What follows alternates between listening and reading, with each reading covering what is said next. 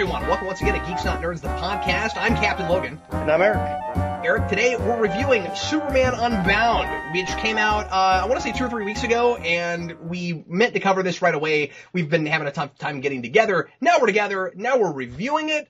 Superman Unbound, based... I've been super tangled up, and at last I am unbound, and we can review this video. Superman Unbound, based on the Jeff Johns work of a different name, Superman Brainiac. And I can only assume that they didn't go ahead and call it that because of Brainiac attacks. Yeah. That'd be my guess. The first thing I want to mention is the title, because you know me and titles. I don't know why it's called that. He doesn't get unbound? No, the only thing I could figure... He doesn't even really get bound. Well, I guess he kind of gets sealed. Yeah, if you look at the cover... He is attacking robots, which is really what he does in this movie. I mean, it's Superman attacking or fighting robots. And the only thing I can figure with that title is look how cool we can be because we've got, because we can show Superman ripping into things because it's not flesh and blood, it's robots. So we can just see him tearing up and going to town. That's my guess as to why it's called that. I think it's just because... They kind of knew what the cover was going to be, and it looks like he's breaking through chains, even though it's robot tentacles. Yeah, which is a cool image. Yeah, it's fine. His face is all weird, but it's fine. Speaking of his face being all weird, how did you feel about the animation in this? Because it took me a little bit to get used to. Superman's face is a little long. That's exactly what I thought. But other than that, I liked the character designs. I really liked Lois Lane. It felt like if this was a TV series, I would have really liked the designs. Oh yeah, good point. Yeah, I really liked Brainiac's design. Yeah, there's a point where like he looks up and his head looks more mushroomy than regular, but. And also, one of the things I did really like about this movie was just the general depiction of Brainiac. Well, it should be noted that that's basically all that was taken from Superman Brainiac. That and kind of the Supergirl stuff, but not really. Well, I also really liked his voice. I did too. Because I'm not, maybe it's partly just because it's a little counter to what I'm used to, and I enjoy it when that works, because I'm used to Brainiac sounding a certain way or a certain couple ways. I've never heard like the real deep bass Brainiac, and I thought that was a cool direction. And you're probably really used to him being kind of emotionless, like in the animated series. Whereas here, he's got a little bit more range. Yeah, he's a little bit more passionate than you've seen him before. Actually, well, starting with positives. Yes. My favorite thing about this movie, especially when we get to the ending, is there's something about the way that they use Brainiac that feels really old school sci-fi. Like the idea of an alien that, like, collects knowledge and wants to study worlds, but he himself does not go out into worlds, and then that's how they kind of beat him. There's something really like old school, like, you know, sci-fi, Twilight Zone-y. There was something there that I really liked. Oh, absolutely, yeah. There was some traditional science fiction stuff going on there. That was the single best thing, best idea, and also just best aspect of the whole film, I thought. Was the thematic notion that you were describing there with Brainiac, and there was an attempt at connecting that up with Superman and Lois's arc and paralleling it, and also not just paralleling it, but also making that the reason that Superman makes his choice that resolves his character arc at the end. The idea of you have to allow sentient beings to be in danger and to go their own way, because that's how people learn and grow. And if you just put them in a bubble, like Brainiac is doing with cities, and like Superman is in a more figurative way doing by trying to protect Lois all the time, then you take away that which makes them individuals. Can I tell you something that I think is hysterical? That's okay. I mean, I'm glad there was an attempt at that. I don't know how well it ultimately worked out, but at least on the Brainiac side of it, I really enjoyed that. With the way Brainiac observes things, I think this is the thing that felt the most Twilight Zone-y, and I just thought it was really funny, is that Brainiac has miniature robots that show up if you start talking about the fact that you're in a bubble. Like he's like, no, pretend you're not in a bubble, go about your lives the way it normally would be, but we're in a bubble, and then robots show up and shock you. No, don't talk about being in a bubble, just pretend this is Krypton. That's a great point, because the only time the robots show up and say, your conversation has become subversive, is when they're just coming right out and saying, man, look at us, we're in a bubble. You're absolutely right. Because then they openly discuss everything at the dinner table when they're at, There's a dropped line about how, like, that's free from Brainiac sensors or something. Oh, is there a line about that? There's a line or something, yeah. Okay, well then it's not that silly. But still, no, that's a good, Brainiac does not intrude on the privacy of their own homes. We're jumping around everywhere, but I got a question I got to ask you because I'm not going to remember it later. About that, is this the first time we've seen Zor-El in animation, or was he anywhere in the animated series? I feel like he was in flashbacks in the animated series, but I'm not 100% sure. I have the animated series, and I've kind of been rewatching through it occasionally. I haven't gotten to Supergirl yet, so. And it's been 4 or 5 years since I've watched through it. Yeah. Well, why don't we jump around to some plot stuff? I guess the first place we should go is probably the Clark and Lois stuff, because it bookends the film and is a lot more of a thing than I thought it would be, and also than I would have liked. I feel like we've been here before in these movies, and I thought it was bland and kind of by the numbers. What did you think? I hated it. I didn't just think it was bland, and a lot of it's not the actual scenario as much as it is the way it's done. Yes, sure. Superman is just a jerk from beginning to end of this movie. I really don't like this Superman. And like I was thinking... Interesting, okay. I was thinking about it... Well, I mean, the film opens with Superman swearing, and like that's something that seems really out of character. And then just the film just kept going where I'm like, you're just kind of mean. Well, he's unbound, Eric. Yeah, and apparently that means does not act like Superman.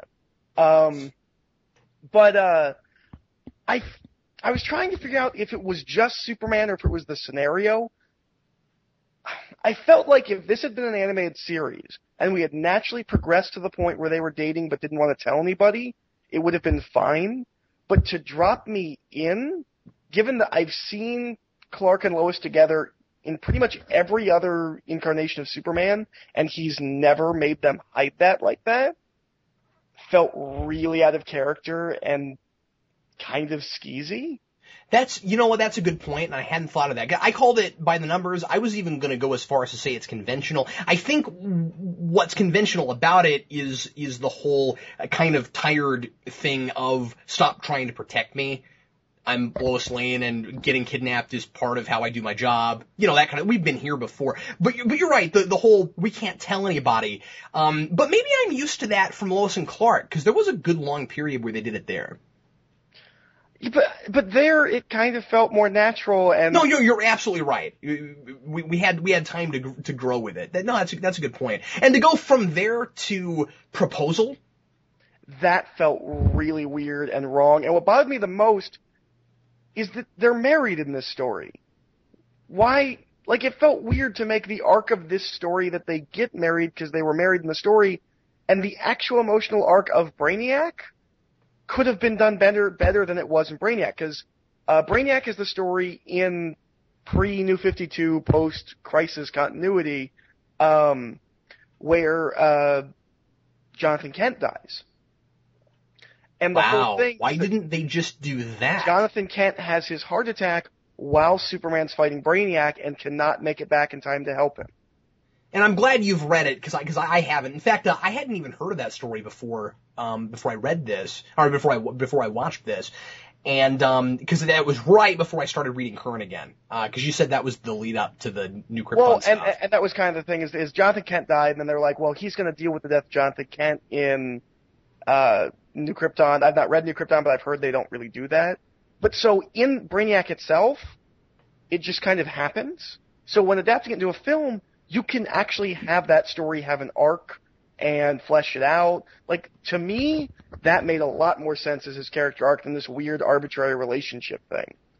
Yeah, which felt just kind of there, and I guess I wasn't real invested in it. It just felt like another Lois and Clark relationship thing, and I've been there enough. I just didn't care that much. I just feel like I have to be with them for a while to really care about a romance. Like dropped into is what really to have that. To have that in the middle of this. I mean, I get that they were trying to connect them thematically, but that's a little forced, especially now that you say that if they had just done what it was in the book, it would have actually connected in a more impactful way.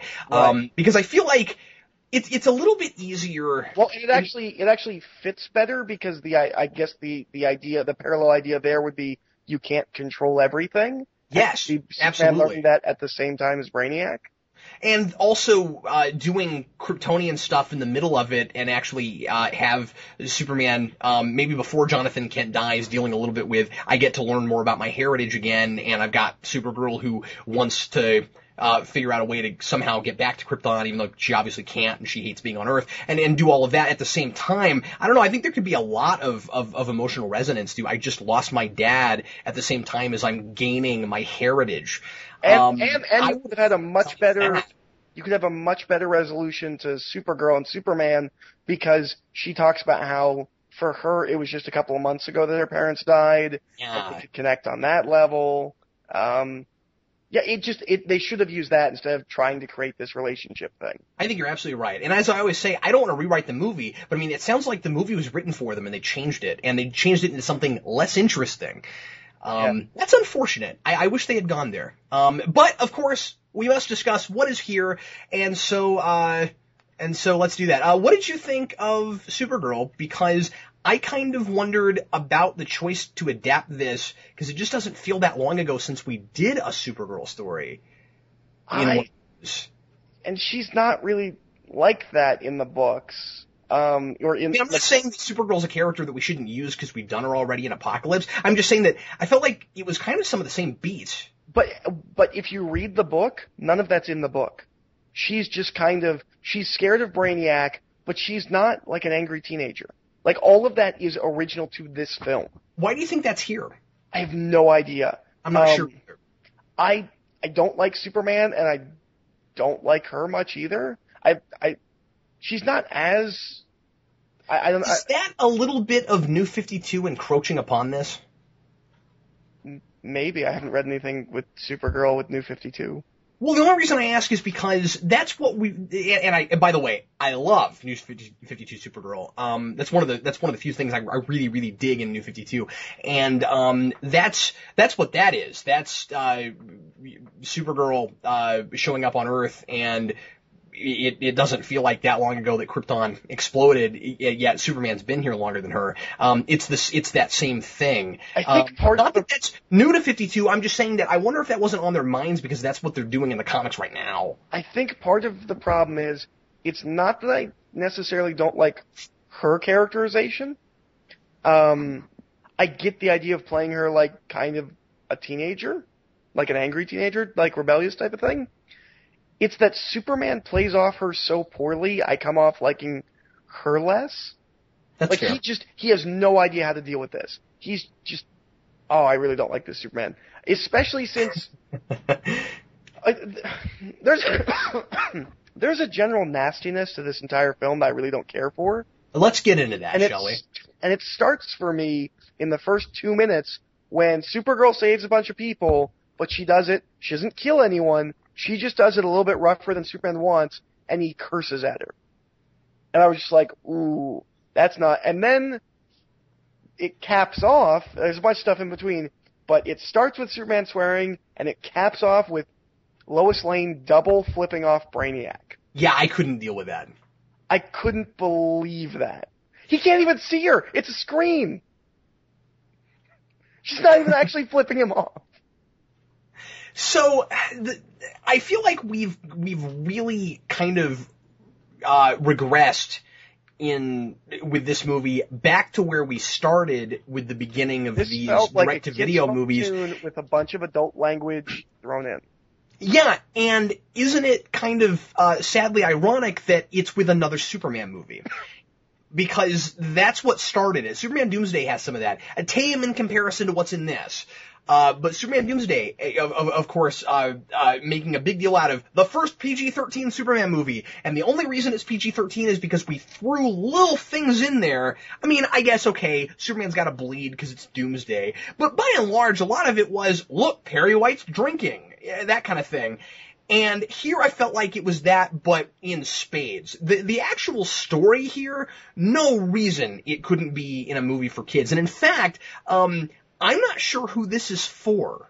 I feel like it's too juvenile for an older audience, but it's certainly too adult for a younger audience. Absolutely. But the things that are adult aren't story things. They certainly don't serve the story. No, it doesn't need any of that.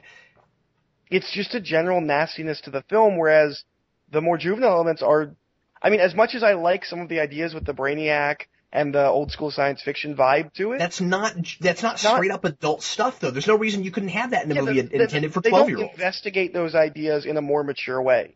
No. It's Saturday morning. That's not any deeper or more complex than things that were done in some of the better episodes of Batman the Animated Series, which was aimed at that audience, or Mask of the Phantasm. I'm sorry, what were you saying? I said, or Superman the Animated Series. Yes, absolutely. We killed Dan Turpin in that show. I don't feel like thematically this is any darker or more mature than Superman the Animated Series, but they felt the need to throw in all this it all comes down to the color of Superman's costume. It's too dark, and that's the entire just portrayal of every character in this film. It's just got this general unpleasantness to it. That's a great way to put it. And Eric's not saying, oh, the costume's dark, so the movie's bad. That's just metaphor. That's just an interesting metaphor. Yeah, Eric, I completely agree with you. And I felt that way even well before the flip off thing. But once I got there, that was the icing on the cake, man. I was just like, what's that? I said that was the cap. That wasn't I felt like that pretty much from beginning to end of this film, where I was like, was that needed? Was that, and it just takes you out of the movie. There's a whole thing with what's the jockey guy's name? Steve Lombard. Steve Lombard, goes to this whole thing where he says to Lois why he thinks Clark is gay. And not only is it all super stereotypical stuff, which I guess maybe makes sense for that character, but it felt unpleasant, like why is this here? It almost felt like somebody in the office made a joke about, well, from a certain point of view, Superman's muscular, but he's not into sports, and he's super cleanly, and it almost felt like they saw a YouTube sketch about Superman and thought it'd be funny to work it in. And it feels off and wrong. I agree with you. And I don't have a problem with it because it's discussing gay themes. That's not the thing. The thing is, this movie is not sophisticated enough for that. Yeah. If it was in a more adult, sophisticated film, it wouldn't come off as off-putting like it does, in my opinion, and it wouldn't come off as out of nowhere. It's another one of those things that seems to just be there to go, okay, we need to remind you, this is an adult movie. All this extra adult stuff for no good reason really came off like our movie is not good enough for adults, so we gotta throw stuff in there to make it good. And again, they obviously could have just stayed with the original material and it would have automatically been more weighty.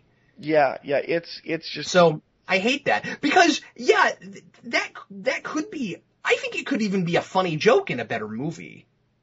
I think, maybe. I don't know. I think written better and in a more mature Superman film, it could work fine. The way it's here, it sounds like a high schooler wrote it. Yeah, exactly. It was just too juvenile. I totally agree with you. And that's how most of the darker aspects of the film are, is they're juvenile. I would even go as far as to say some of that was kind of pandering. Yeah. It's, the one character that kind of makes out that I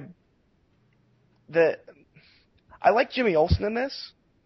And when he uses the Signal Watch and Supergirl shows up. Really? He's in this movie? Well, he uses the Signal Watch and Supergirl shows up and he's like, oh yeah, Signal Watch. That joke I thought actually worked. Yeah, I like that. I thought that was funny. I also wondered, and maybe I'm reading way too far into this, I also wonder if that was a little bit of a nod to Smallville. Does he get with Supergirl in Smallville?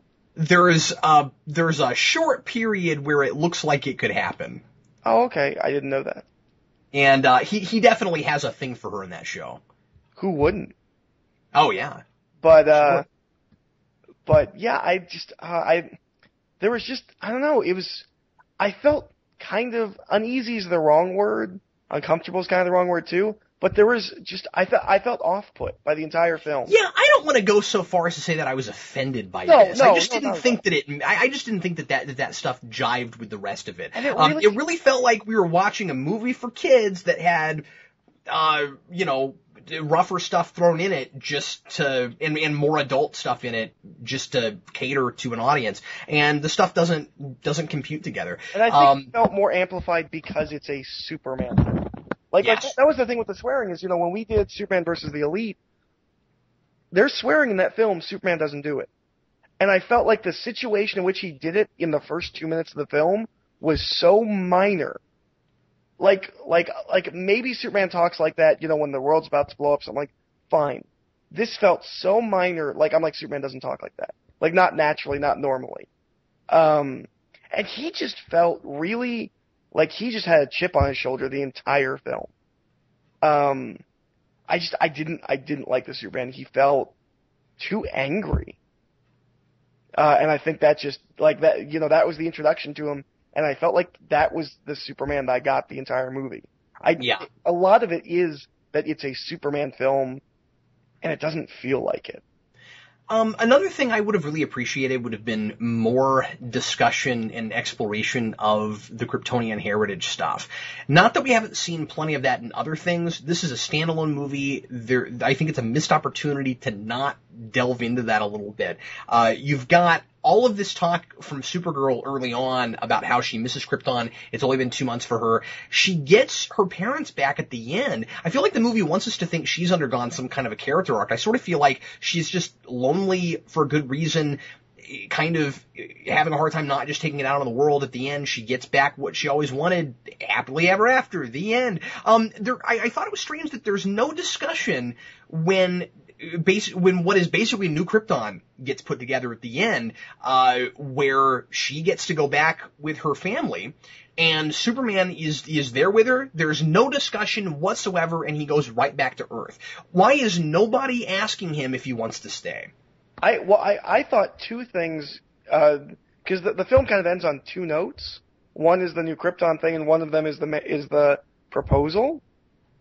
I felt like I wouldn't have done the New Krypton thing because now it feels like you're waiting for a sequel. And I don't think they're doing a New Krypton. It makes the ending feel incomplete. It makes it feel like it's set up. Especially because they even do a thing with Brainiac where, oh no, maybe he's still around. Well, who cares? We're not going to get another movie. I did like when Superman punches his skull and his, face falls off. It's the old school Brainiac, skull thing. Oh yeah, I noticed that too. That was cool. Yeah. There's a lot of great action in this. The action's good, the fights are good. The Superman, Brainiac fights are pretty much just across the board really good. I really like. I thought the whole business of Superman starting to lose his powers and punching into the ground was pretty cool. Yeah. I liked all of that. You probably would have liked it more had you liked the Superman better, but I mean, I enjoyed that. Yeah. And what, another scene where I was like, that's not Superman, is when he gets stuck in the bowed sea of Kandor, and the people are like, oh my god, where did you come from? He's just like, get away from me. He's not like he doesn't explain anything. He's not like, I will rescue you, but I have to get out of here. He's just like, get away from me. I'm not supposed to be here. Yeah, you're right. Where's the majesty of Superman? Yeah, I don't know. He seems kind of petty, and it didn't feel like Superman for the entire film. This is by no means a complaint, but I'm curious as to whether or not you had this, Eric, because I think it might just be me. There were places where I almost felt like there were two different people voicing Superman. I didn't have that. Matt Bomer, who I think does an adequate job, at places sounds a little bit like the animated series voice. And then when he's Clark Kent, he sounds like a bit of a different voice, and I wondered if that was on purpose or not. But then sometimes Clark actually sounds just like Superman does. I didn't have that at all, so... Oh, okay. All right. Well, maybe it was just me. I wondered about it. I mean, Clark is supposed to sound different than Superman, so... No, I know, but I'm just saying that then there were places where Clark actually did sound just like Superman, so I wondered if he was doing that on purpose or not. But anyway, that is probably just me. I was just curious. But, well, I guess to just briefly comment on the voice cast, outside of Brainiac, I thought everyone did a fine job. Nobody's voice particularly was, I was like, ooh, that's a bad voice. Like, it was all fine. Yeah. It was just adequate. Yeah. And I felt that way about a lot of things with the movie. Obviously, there's a lot of things I didn't like. But even the very, very best things in the movie, nothing felt just like stellar or unexpected. I felt like this was very middle of the road. Yeah, it kind of feels like a step back. Oh yeah, absolutely. It feels like the last couple of, probably everything since Under the Red Hood has really been kind of, finding their groove, and then this one, that was not the so pinnacle. Much. And then there have been a lot of good things after that. We liked Elite pretty well. Yeah, I like Superman versus the Elite. And we just raved about Dark Knight Returns. Yep. Which is by the same guy that wrote this. That's interesting, because I think he did a better job with that. And I was looking at IMDb. He wrote episodes for the Superman animated series. Wow. He wrote Legacy Part 1 and 2. Wow. So he wrote good episodes of that show. Oh, yeah. That's really interesting. I just felt like this was overall, maybe lackluster is the best word. Yeah, it's better than Brainiac Attacks. Yeah, see, I didn't want to say it like that, but yeah, it's better than Brainiac Attacks. I don't know if it's better than Superman Doomsday. No, I've never actually watched that one, so. Oh, you haven't? Okay. Everybody told me it was really bad, so I stayed away from it, and I just never got around to watching it. I'm not sure it's very much better than that film. I hate to say. It's certainly not as good as Superman versus the Elite. Although the thing about Superman Doomsday is that people's expectations were pretty high because we wanted to see the, Superman dies movie, and he doesn't actually die in that. So. And it was the first one of these. You didn't really know what to expect. Yeah, and Bruce Timm's name was on it. Is this the first one without Bruce Timm, or will that? As far as I know, it is. I'm not seeing his name on this anywhere. I'm thinking maybe maybe not having Bruce Timm maybe affected this. Well, who knows? I mean, it's hard to tell how much work he does on certain ones. Yeah. Besides just being a producer versus actually, working being creatively on the film. involved, yeah. Yeah, being creatively involved, sure. So yeah, I mean, it's not bad. I do feel like if you know Superman pretty well and you know Brainiac and stuff, there's just not enough new here. Yeah. I do feel like this is kind of, we've got to get the Brainiac story on film. Except that the Brainiac story's been on film in a lot of different sorts of ways, so I'm not sure we needed it. I do think somebody that's never, this is the rub. I feel like somebody that doesn't know Superman very well or has never seen a Brainiac story will enjoy this a lot more than I do. I do have to sometimes put my perceptions aside a little bit and say, I review all of these. I mean, I've seen so many superhero movies that It's really easy for me to compare them to all of the other things and say, I've been here before. Somebody that's never seen much of this stuff might enjoy this more than I did, including children, which you can't really show it to. Exactly. And I don't like that. I'm not gonna complain, again, we say this a lot, I'm not gonna complain about something like Under the Red Hood or Dark Knight Returns not being able to show it to kids because the themes are adult. It plays that way. It deserves it. It earns it. This doesn't earn it. No. And I hate that. I really wish they had just left all that stuff out so that the not really great Superman movie for me, maybe I can at least show to my kid and he would enjoy it. Right. Yeah. I'm kind of interested to see what they do with Flashpoint. I'm interested to see what they do with it too. I wish they would stop renaming everything. Yeah. Well, that should just be called Flashpoint. I'm hoping that they Because you liked Flashpoint until the end. I wasn't really crazy about Flashpoint. I know, I liked it more than you did. But I feel like that could be a fun story. Sure. And you just don't have to have the New 52 ending. Yeah, outside of everything else. Because I think New 52 has reflected back on Flashpoint very poorly. I think that story gets a much worse rap now because of the New 52. Yeah, that's a great point. If Flashpoint was just an Elseworlds thing, it's pretty good. And I'm hoping that's what the film is. It's going to be a fun little Elseworlds thing. Do you remember actually what they're calling that? It's the Flashpoint Imperative, I think. Yeah, but does it have Justice League in the title or something? Oh yeah. It's Justice League Flashpoint. I mean, that's fair. I understand why they think they have to put the word or the Justice League in the title to sell it. Hey, it's probably the closest thing we'll ever get to a Flash movie. Yeah, good point. I just kind of wish it was just called, maybe Justice League Flashpoint or something, but that's neither here nor there. It will be kind of fun to see Reverse Flash maybe as a major villain in something. Yeah. Although it depends on how they play it, because, he's not all over the mini. I mean, he sets it up. I saw a trailer. It looks like he'll be in it a bit more. Okay, cool. Well, I haven't seen the trailer yet. It's Justice League, the Flashpoint Paradox. Flashpoint Paradox. That's interesting. Yeah. I mean, I guess that word makes sense in the context of that story. So, sure. Well, Eric, that's about all I've got on this one. I think I've exhausted everything I have to say about it. Well, everybody, thanks as always for listening to Geeks Not Nerds, the podcast. And Eric and I will be with you again shortly with something else. And we'll definitely review Flashpoint when that comes out. And obviously more Arrow next year, after the summer. And then before that, Eric and I will be putting out episodes of Netflix Roulette. So look forward to that. And we'll see you next time. I'm Captain Logan. And I'm Eric.